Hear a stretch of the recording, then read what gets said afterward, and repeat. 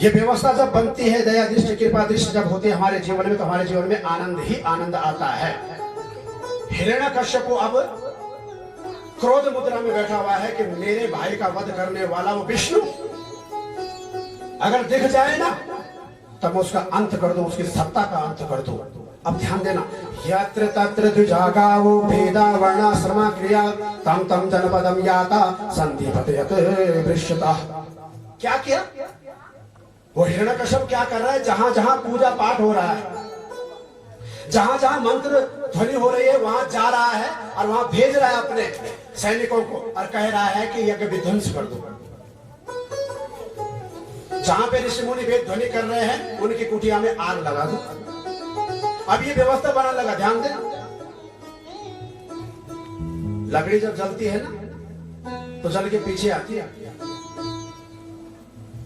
तो ये व्यवस्था कर रहा है अपने लिए। जितनी जल्दी उदंडता करेगा उतनी जल्दी जाएगा। बोले बांके बिहारी लाल की जय, राधा रमण भगवान की जय। तो निवेदन नित्य नैमित निवेदन किया। और ये व्यवस्था जब हमारे जीवन में आती है तो हिरण्यकश्यप का विवाह जाम्ब की पुत्री कयादु से हुआ और कयादु से 4 पुत्र प्राप्त हुए। उनमें से एक प्रहलाद। बोले प्रहलाद जी महाराज की जय। प्रहलाद, अनुलाद, प्रहलाद और प्रहलाद, ये 4 पुत्र हुए हैं कयादु से। अरे पुत्र क्यों हुए? क्योंकि कयादु परब्रह्म परमात्मा की परम पुनीत परम भक्त थी। अब हिरण्यकश्यप तो चला गया अपने अंदर बल भरने के लिए। कहा कि मैं अपने अंदर बल भर के आता हूं, अपने अंदर व्यवस्था बना के आता हूं और तप के लिए चला गया, वन की ओर चला गया। और ऐसा तप किया कि ब्रह्मा जी को आना पड़ा, ऐसा वरदान देना पड़ा जो अभी तक किसी को नहीं दिया।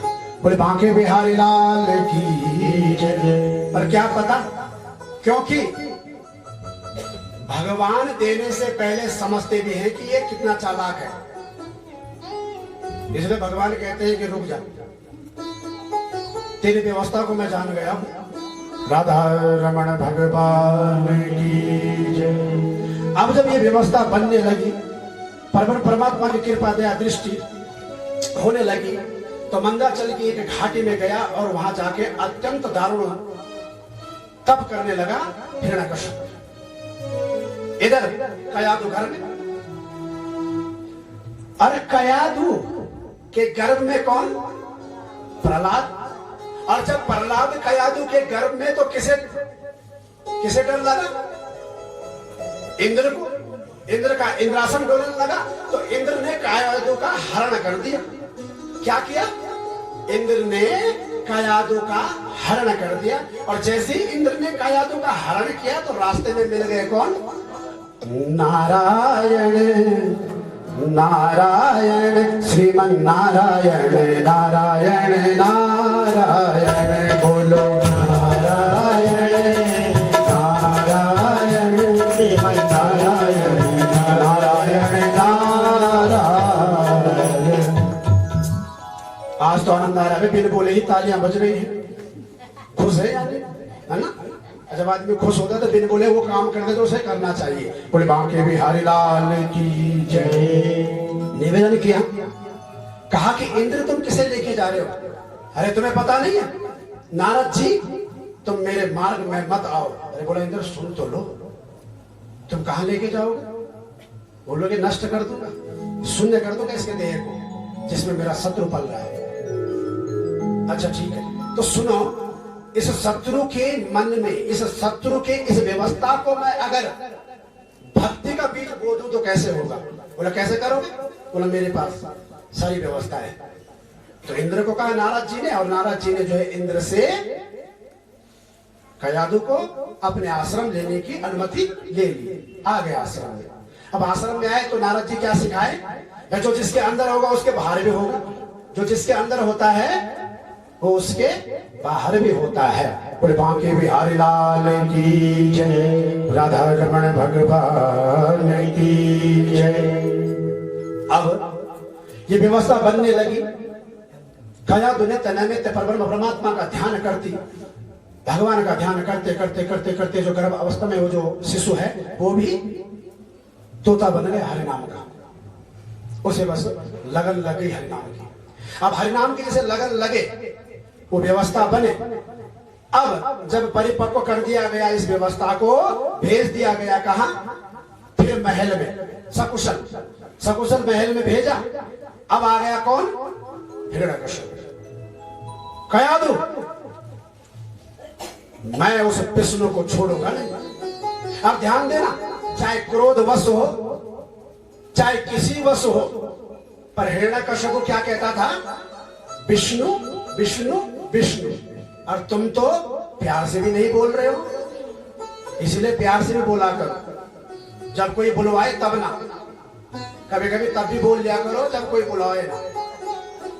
अब इंतजार करोगे भागवत कर जय जय श्री राधा बोलने के लिए कोई मिले तो नहीं, घर में भी बोलो। प्रयास बना रहेगा, अभ्यास बना रहेगा तो आनंद ही आनंद आएगा। बोले बांके बिहारी लाल की जय, राधा रमण भगवान की जय। अब जैसे ही हिरण्यकश्यप महल में आए तो हिरण्यकश्यप ने क्या किया? बड़े प्रेम से बड़े भाव से अपने चारों पुत्रों को अपनी गोद में बिठाने लगे और सबसे प्यार करने लगे। किसे? प्रहलाद को। प्रहलाद को गोद में बिठाया। बोला बेटा क्या सीखा? बोला पिताश्री नारायण, नारायण जैसे सुना। बोला कुल कलंकी, कुल घाती, मेरा जो सबसे बड़ा शत्रु है उसका नाम तुझे किसने सिखाया? बता मुझे। अरे उदंडी, अभी अपने खड्ग से तेरी सर को धड़ से अलग कर देता हूं। बोला पिताश्री कुछ भी करो, पर नारायण नारायण नारायण ही सीखा है मैं। अब ये सारी व्यवस्था बनी। तो ये व्यवस्था जब बनी तो कहने लगा कि इसे गुरुकुल में ले जाओ। हिरण्यकश्यप दानव विश्वविद्यालय, अपने नाम से उसने विश्वविद्यालय खोला हुआ है, हिरण्यकश्यप दानव विश्वविद्यालय।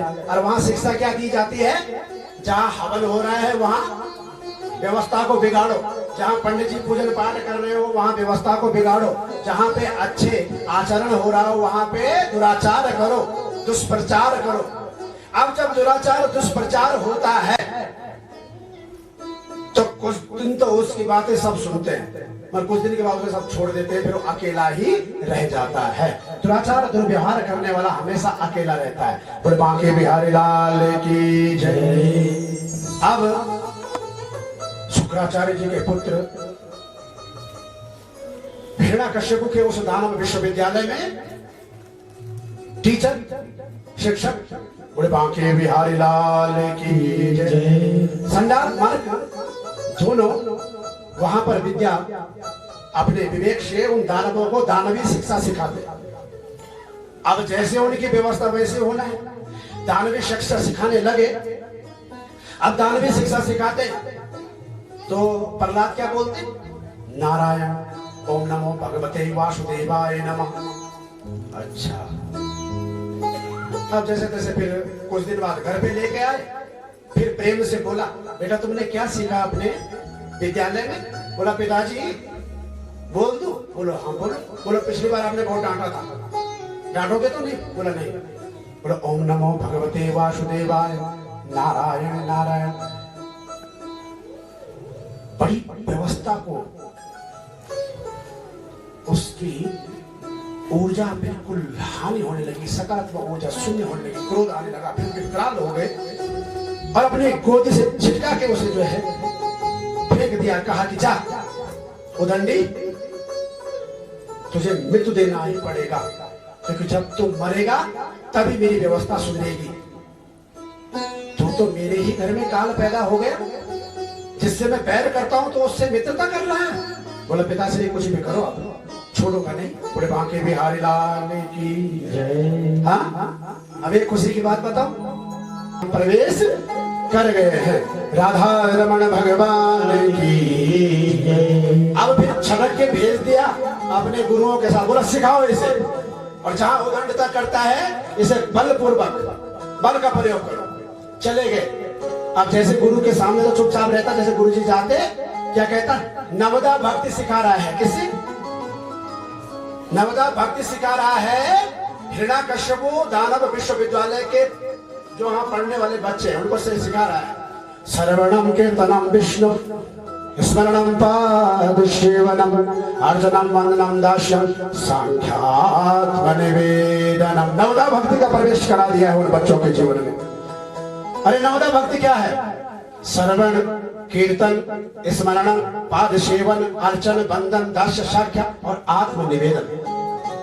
जब हमारे अंदर नवदा भक्ति प्रविष्ट हुई तभी तो बद्रीनाथ प्राप्त हुआ। जब हम सबके मन में यह विचार उत्पन्न हुआ, जब हमारे मन में विचार हुआ, हमने सोचा विचारा, बैठे बस में आए और 2 बजे रात को जब यहाँ पर हमारी बस आई तो सब देख रहे थे कहां से आ रहे हैं, मगर आज सब पूछ रहे हैं कि कहां से आए हो। आए थे ना थोड़ी देर पहले विप्र देवता, वो भी यहाँ पर कथा कर रहे हैं, कथावाचक है। कहां से आए हो? क्योंकि वो देख रहे हैं कि इनकी भूमिका को, कितनी अच्छी एकता इनके अंदर है, कितनी अच्छी व्यवस्था इनकी है। एक छोटे से बालक एक कर्कश वक्ता को ये सहन कर रहे हैं, ये सबसे बड़ी व्यवस्था इनकी है। और इस मूड़ी के पीछे चल रहे हैं, कुछ ना कुछ तो है। और आपको सच बताऊं, पता नहीं उनको नाम किसने बताया, बोले या मुंडेपी जी आ रखे हैं। आए वो आगे आए और भगवान हमें कहे कि जो सम्मान उन्होंने हमें दिया वो सम्मान उन्हें भी प्राप्त होता रहे। बोले बांके बिहारी लाल की। भागवत यही है, अगर कोई वक्ता श्रद्धावान हो, गुणवान हो, शीलवान हो, विवेकवान हो, उसकी कथा श्रवण करने से पहले मैं जाता हूं और धरा भूमि में बैठ के आसन लगा के सुनता हूं। मगर कई जगह ऐसे बोला हट हट हट, चौथा हट कि तू क्यों, मैं था तो। इसलिए मैं कहता हूं कथा वक्ता बदले, करवाने वाले बदले, करने वाला बदले, मगर भागवत न बदले भक्तों, भागवत न बदले, श्रद्धा न बदले, विश्वास न बदले, ये आत्मसमर्पण न बदले, ये आत्मनिवेदन न बदले, ये स्मरण न बदले, ये पाद सेवन न बदले, ये बंधन न बदले, ये दास्य रूप, ये दास्य भाव न बदले भक्तों, ये दास्य भाव न बदले। बदलने दो वक्ता को। जो भी वक्ता तुम्हारे सन्मुख बैठता है उस वक्ता को सुनो और अपने जीवन में कल्याण भरो। बोले बांके बिहारी लाल की जय, राधा रमण भगवान की जय। वापस लेके आए हैं, अब वापस लेके दारुण दुख देने लगा स्वयं। एक पहाड़ से गिराया, किसे? प्रहलाद को पहाड़ से गिराया। और जैसे प्रहलाद को पहाड़ से गिराया तो प्रहलाद क्या कह रहे हैं? ओम नमो भगवते वासुदेवाय नमः, नारायण नारायण नारायण। अर्ध मार्ग में एक कमल पुष्प आ गया, उस कमल पुष्प में प्रहलाद को सुशासन दिया और सुव्यवस्था में रख दिया। उसके बाद कहा कि इसे डाल दो एक प्रकोष्ठ में जहां विषैले सर्प हैं, उन विषैले सर्पों के बीच में डाला गया। और वहां जब गए तो क्या बोला?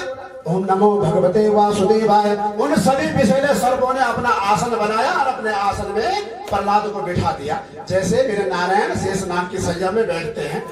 अचंभे में सब। अब कहने लगे क्या होगा, क्या करे इसका। अब बुलाई गई कौन? होलिका। अब होलिका कौन थी? हिरण्यकश्यप की बहन। होलिका को बुलाया गया, कहा गया कि होलिका तुम्हें वरदान है कि तुम अग्नि में नहीं जलोगी, स्वाहा कर दो इसकी देह को। होलिका भी बड़े हर्षित होके बड़े भाव से बैठी। चिता पहली एक ऐसी दानवी प्रवृत्ति की बुद्धि है जिसने अपनी चिता स्वयं रचाई, वो है होलिका। अब ध्यान देना, हम भी तो रचाते हैं अपनी चिता स्वयं, भगवान से दूर होके, परमात्मा के चरणों से दूर जाते रहते हैं। जितना हम भगवान से दूर होते हैं समझ लो अपने चिता के नजदीक होते हैं, क्योंकि जितना भगवान से दूर हो चिंता आएगी और चिंता हमें चिता की ओर ले जाएगी। इसीलिए चिंता ऐसी डाकनी जो अंदर अंदर खाए, वैद्य बेचारा क्या करे, कब तक दवा पिलाए। बोलो ना, तुम भी तो बोलो। और बोलने के लिए मुंह खोलना पड़ता है, और जब मुंह खोलोगे तभी बोलोगे। चिंता ऐसी डाकनी जो अंदर अंदर खाए, वैद्य बेचारा क्या करे, कब तक दवा पिला। Ultrasound normal, ECG normal, BP normal, sugar normal, सारी चीजें नॉर्मल होने के बाद भी दवाई खा रहा है। ऐसे है वो पूतना। तो एक वो जो होलिका थी, एक बार हुआ उसने तो एक बार ही किया, हम तो रोज कर रहे हैं बड़ी व्यवस्था। मैंने देखा बोला पंडित जी सब चीज नॉर्मल है, मगर डर है कहीं हो ना जाए इसलिए दवाई खा रहा हूँ। वाह जी वाह, डर है कहीं हो ना जाए इसलिए दवाई खा रहा हूँ, मगर ये डर नहीं है कि कहीं मैं भगवान से दूर हो ना जाऊं, इसीलिए भगवान के चरणों में रहूं, भगवान का ध्यान करो, प्रार्थना करो, एकाग्र चित्त से नतमस्त भाव से बद्रीनाथ जी के चरणों में बैठा रहूं। ये डर नहीं है, डर रोग का है, और जो सोचोगे वही आएगा। कई लोग बोलते शुगर तो नहीं हो गया, आज के ऐसा हो रहा है शुगर तो नहीं हो गया, अब मुझे लगता है कि हार्ट की प्रॉब्लम तो नहीं होगी। अरे भैया जो स्मरण करोगे, जो सोचोगे वही होगा, इसीलिए चिंता को अपने अंदर मत बिठाओ। और द्रौपदी बार बार परमात्मा की कृपा दया दृष्टि, जब जब विपत्ति आई तब तब हाथ खड़े किए और भगवान आए हैं द्रौपदी के जीवन में भी। राधा रमण भगवान की जय। कुंती ने तो भगवान श्री कृष्ण से, जब भगवान श्री कृष्ण स्वधाम को जाने लगे तो बोला क्या चाहिए बुआ बताओ? बोला मुझे दुख दे दे, क्योंकि सुख के माथे सिर पड़े जो हरि हृदय से जाए, बलिहारी वा दुख की जो पल पल याद दिलाए, जो पल पल याद दिलाए। धन्यवाद दुख तेरे लिए, क्योंकि दुख के बाद जो सुख आता है उसका आनंद भी कुछ और है। 2 बजे रात को पहुंचने के बाद दूसरे दिन कलश यात्रा की, उसके बाद भगवान की कथा सुन रहे हो और चतुर्थ दिवस में प्रवेश कर रहे हो, आ गया ना तुम्हारे जीवन में सुख। इसीलिए सुख के माथे सिल जो मारता है उसके जीवन में दुख जरूर आता है, मगर दुख के बाद जो सुख आता है उसका अनुभव ही निराला है, उसके ठाट ही निराले हैं मेरे भक्तों, उसके ठाट ही निराले हैं। बिहारी लाल की जय। अब निवेदन किया परमात्मा की कृपा से होलिका ने चिता रचाई और अपने गोद में बिठा दिया प्रहलाद को। प्रहलाद को अपने गोद में बिठाया, कहा कि अग्नि प्रविष्ट कर दो। क्या बोला? अग्नि प्रविष्ट। दहकने लगी अग्नि, और अग्नि जैसे दहकने लगी तो होलिका जलने लगी और कहने लगी ब्रह्मा मिथ्या भाषण करते हो तुम, देवताओं तुमने छल कर दिया मेरे साथ। तुमने तो कहा था कि तो अग्नि में प्रविष्ट हो के अग्नि में जलेगी नहीं, आज मैं जल रही हूँ। ब्रह्मा तुम झूठे हो। ब्रह्मा जी वही प्रकट हुए, आकाशवाणी के माध्यम से ब्रह्मा जी ने कहा कि तुमने पूरी बातें सुना। ध्यान देना, जब आशीर्वाद मिले पूरा सुनो। जब तुम्हें कोई प्रसन्न होकर आशीर्वाद देता है पूरा वाक्य सुनो। हमारे आता है कि थोड़ा सुनो गुरुजी ने मेरे को बोलते आयुष्मान भव, मगर आयुष्मान भव बोलने से पहले गुरुजी ने एक और बात बोली कि भगवान का ध्यान करते रहना, वो नहीं सुना। आयुष्मान बोल दिया तो अब तो मेरे ऊपर कुछ नहीं बिगाड़ सकता, क्या करना भगवान का। इसलिए पूरी बात सुनो। यहाँ पे एक अपराध कर दिया था होलिका ने। क्या कहा था कि तुम अग्नि में नहीं जलोगी, मगर जब किसी को बचाने का प्रयत्न करोगी तब अग्नि में नहीं जलोगी, मगर किसी को मारने के लिए अग्नि का दुरुपयोग करोगी तो सबसे पहले तुम्हारी देह का पतन होगा होलिका, तुम्हारी देह का पतन होगा। मेरा वरदान झूठा नहीं है, तेरी व्यवस्था झूठी है, इसीलिए आज तूने स्वयं अपने देह पे आग लगा दी, अपने देह पे आग लगा दी। तो यही कारण था, यही व्यवस्था थी कि होलिका जल गई। प्रहलाद वहीं बैठे क्या बोल रहे? ओम नमो भगवते आग की जय। तो ये व्यवस्था बनी। जब कुछ नहीं हुआ, कोई व्यवस्था नहीं बनी, तो फिर कहने लगे कि इधर आओ, इसे बांध दो एक खंबे पे। अब उस खंबे पे एक व्यवस्था बनी। उससे पूर्व भगवान ने अपने होने का प्रमाण दिया। एक तप्त खंभ वहां पे है और उस खंबे पे चींटी चल रही है। नहीं समझा हिरण्यकश्यप। काल ने अपना रूप दिखा दिया, मगर हिरण्यकश्यप नहीं समझा। तब उस खंभ पे चींटी चल रही है। हिरण्यकश्यप को बताया जा रहा है कि मत कर उदंडता, अभी भी नम्र हो जा और क्षमा मांग ले। अब नहीं मांगी क्षमा। अब बांध दिया खंभे पे और कहने लगे कि इस खंभे पे भी तेरे नरसिंह है। क्या बोला? इस खंभे पे भी तेरे नरसिंह है। तो निवेदन करना चाहूंगा, नरसिंह बसे हर खंबन में, पर काढ़न को प्रहलाद नहीं, काढ़न को प्रहलाद नहीं। आज भी हर खंबे में नरसिंह है, ये प्रमाण है भगवान का। आज भी हर खंबे में नरसिंह है, मगर नरसिंह को प्रकट करने वाला भक्त नहीं है, इसलिए नरसिंह चुपचाप बैठे हुए हैं। अब सारी व्यवस्था बनाई, कहा कि इस खंबे में भी तेरा नरसिंह है? बोला हाँ पिताश्री, बंधा हुआ है, एक खंबे पे बांधा हुआ है प्रहलाद को, और प्रहलाद रट रहा है अपने व्यवस्था को। कहा इस खंबे में भी दिख रहा है तुझे अपना नारायण? बोला हाँ। अब जैसे ही खंबे की ओर गया, अपने गधे से खंबे पे प्रहार किया, खंबे के 2 टुकड़े कर दिए, और जैसे ही खंबे के 2 टुकड़े हुए, भगवान नरसिंह का प्राकट्य हो गया। और भगवान नरसिंह का जैसे प्राकट्य हुआ, पृथ्वी विकराल हो गई। भगवान नरसिंह गर्जना करते हुए हिरण्यकश्यप को दौड़ रहे हैं, और हिरण्यकश्यप देख रहा है कि ये क्या हो गया, ये व्यवस्था क्या है? जो वरदान मुझे मिला है, इस वरदान को खंडित करने वाला कोई हो गया। ये विवेक उसका जागृत तो हो गया था, मगर फिर भी बोल रहा है कि इतने सारे वरदान हैं, कहीं ना कहीं कमी तो होगी। नरसिंह भगवान प्रकट हुए, और नरसिंह भगवान हिरण्यकश्यपों को खींचते हुए लेके गए बीच दिल्ली में, और अपनी गोदी में लेटा के बोलते हैं कि याद कर अपने वरदानों को। बोले बांके बिहारी लाल की जय, राधा रमण भगवान की जय। हिरण्यकश्यप को बोला पहले मेरे देह को देख, मैं मनुष्य हूं कि सिंह हूं? बोलो ना मनुष्य ना सिंह, तुम्हारा सारा शरीर मनुष्य का, और तुम्हारा जो ये रूप है, ये मुख है, ये सिंह है। ये भी तेरा एक वाक्य खंडित हुआ। बोले बांके बिहारी लाल की जय, नायम मृगो नापि नरो विचित्रम महो के मृगेंद्र रूपम। हे परब्रह्म परमात्मा, क्या लीला तेरी है? तू अपनी व्यवस्था को बनाने के लिए, भक्तों को बचाने के लिए कौन कौन से रूप धारण कर देता है। धन्यवाद तेरे लिए। प्रहलाद की कथा में सीखो। दूसरा वाक्य कहने लगे कि देख रात है कि दिन है? कहा कि संध्या का समय है, ना रात और ना दिन। बोले तेरा दूसरा वाक्य भी खंडित हुआ। बोले बांके बिहारी लाल की, अपनी गोदी में रखा हुआ है। बोला तो धरती पे है कि आकाश में है? बोला कहीं नहीं, ना धरती में ना आकाश में, आपकी गोद में। बोला तेरा तीसरा वाक्य खंडित हुआ, याद कर ले अभी भी। बोले बांके बिहारी लाल की जय। बोला ब्रह्मा जी के बनाई हुई सृष्टि से हूं मैं? बोला नहीं, तुम तो कोई विचित्र ही हो, और तुम्हारी ये लीला मैं समझ नहीं पा रहा हूं। बोला तेरा ये वाक्य भी खंडित हो, क्योंकि बोला था कि ब्रह्मा जी की बनाई हुई सृष्टि से जो भी उत्पन्न होता है वो मेरा खंडन न कर सके, मेरा संहार न कर सके। ये व्यवस्था भगवान ने बनाई। बोला नर हूं कि पशु? बोला न नर न पशु।